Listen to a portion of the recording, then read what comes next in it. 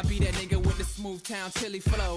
Tell her baby girl she caught it, didn't even know. Now she got the truth fever, couldn't leave me alone. Feed me grapes while I'm sitting on the Game of Thrones. I mean they hate, but they'll never reach up to my zone. They got Tyrone, but wouldn't give me another clone. Now she all up on me like I put on cologne. Lazy Daisy, you better pick up the telephone. Let alone you blocking me off like a cone. Won't do you wrong, you hearing it in a bigger tone. Okay, the pace getting up, I'm solid like a stone. Why they say that I'm skinny, I'm building up my bone. Baby girl on the bag, we never need a loan. Don't go judging my past, I left it all alone. I grew up with some class, I had to learn the code. Put my bars in the chamber and I'ma go reload. Better take a step back or end up on the road. Sorry baby, I don't like when other people show. Here's my deal. As long as goofs like that young lady are the opposition to President Donald Trump, he will cruise to re-election.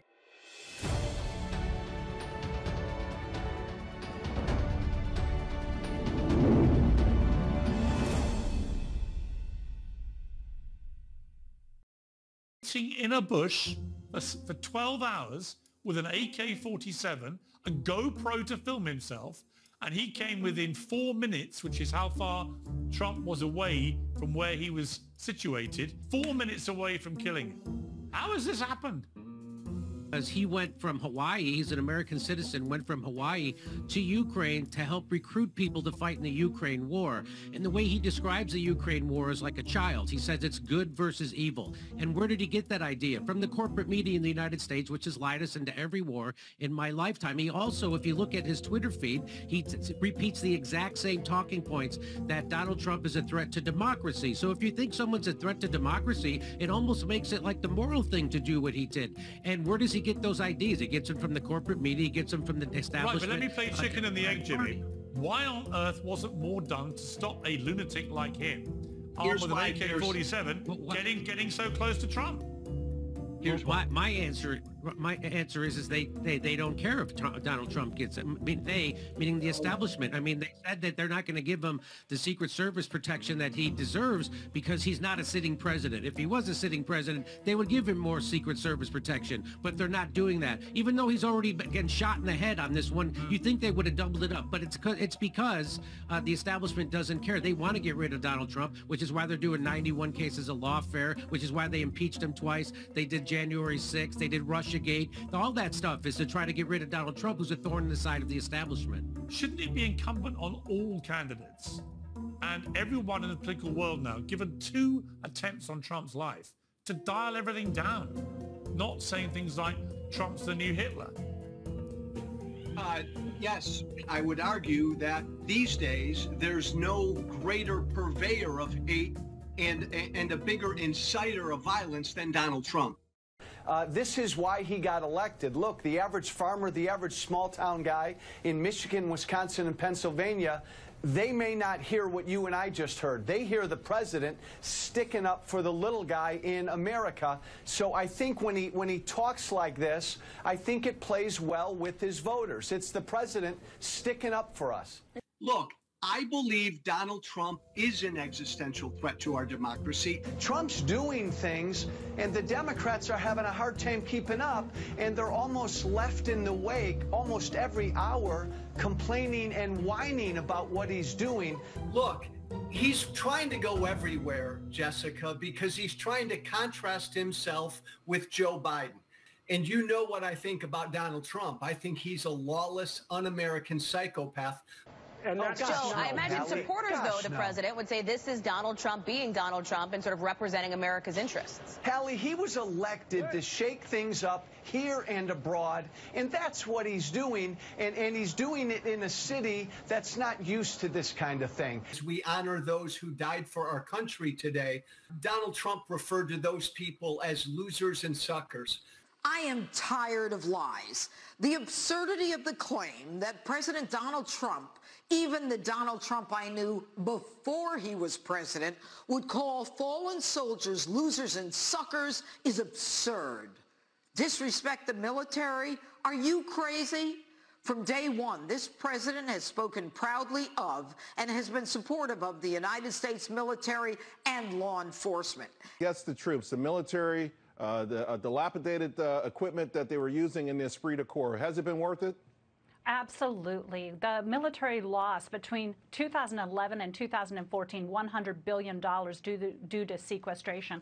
And keep in mind, this wasn't sequestration that was designating waste. It was across-the-board cuts. And President Trump has done a great thing to ensure that the military has a boost and is capable of defending this nation and handling China, Russia, and North Korea if needed.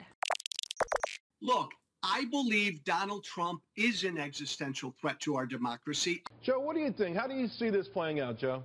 Look, I'm a Trump supporter. I believe Donald Trump is an existential threat to our democracy. I believe that. Look, I'm a Trump supporter. The president said he did it. I know for a fact Obama wiretapped me without any evidence. That's a horrible thing to do. When Trump first said, you know, they were spying on me, oh, no, that's not possible. He's crazy. We'd never do that.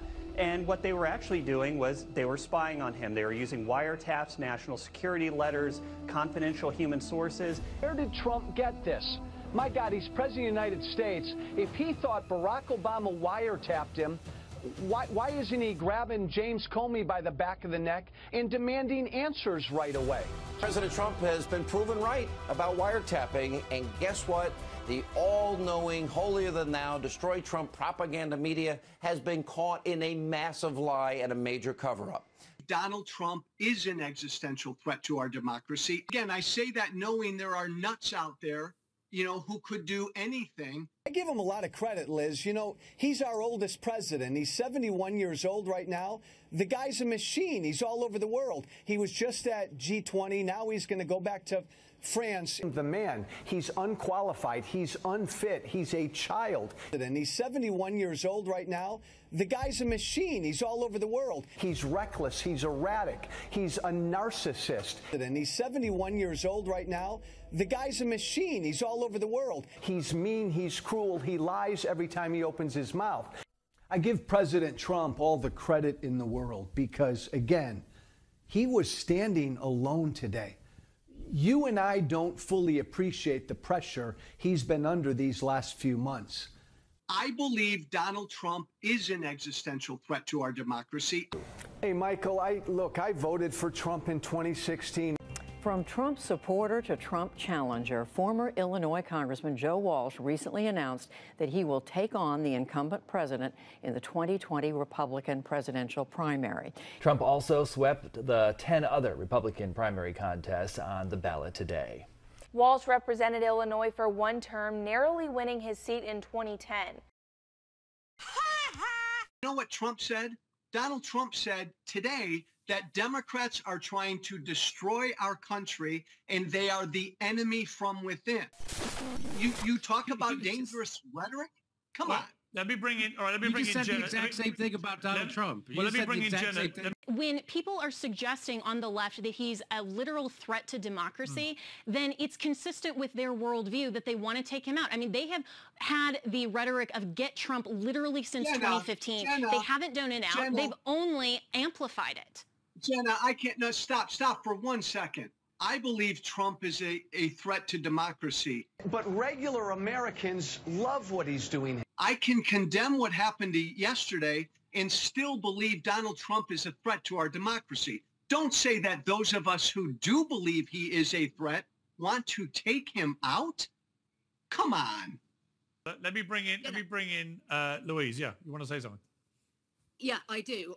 Jimmy Dore retweeted a conspiracy theory that the intelligence services were behind this assassination. Just this morning, Jimmy Dore retweeted that. People have got to be able to say what they want to say during an election. And Joe is right. If we had enough security, this wouldn't be a problem. And the House just voted within the last couple of hours unanimously from those that were present in the chamber to give presidential candidates the exact same Secret Service protection as sitting presidents. We've been doing that since July 13th, David. Is right. If we had enough security, this wouldn't be a problem. And say the highest levels of Secret Service protection. The former president is getting tactical assets. He's getting everything that the former president, that the current president has with respect to Secret Service assets. And you can make your points against Kamala. Trump can make his points against Kamala. Kamala can make them against Trump. We shouldn't have to quiet down our voices because of physical threats to the candidates. Okay. Joe is right. Both candidates. I do agree that there needs to be more security, but what I don't agree with is that moderators should not be getting involved. You shouldn't be fact-checking Donald Trump's sarcasm when you're not fact-checking. Well, they should actually, you know what, on the moderators, they should be fact-checking both sides equally, and that wasn't happening. Kamala Harris was saying loads of stuff that she knew was utterly disingenuous, and she never got corrected on it. So I watched it with an open, no horse in the race view, and I saw them fact-checking one side and not the other. I don't think that was very good of them. Let me ask Jimmy this. Kamala Harris, I mean, we alluded to earlier the fact she doesn't give interviews. She gave a second one at the weekend to Action News' Brian Nath, and it was just a load of incomprehensible word salad. Yeah. But I just think it's ironic that they say that Donald Trump is a threat to democracy when Kamala Harris was installed by the elite without any votes from the voting public. In fact, they threw out 14 million votes and the primary as they forced him out in a coup, in a soft coup of Joe Biden. So that's the irony here. We have someone running for president that the first time she ran, nobody voted for, and absolutely nobody voted for this time. So there's the irony. If you want to talk about, it's the most undemocratic thing that's ever happened in this country, and everybody's cheering it on like it's fantastic.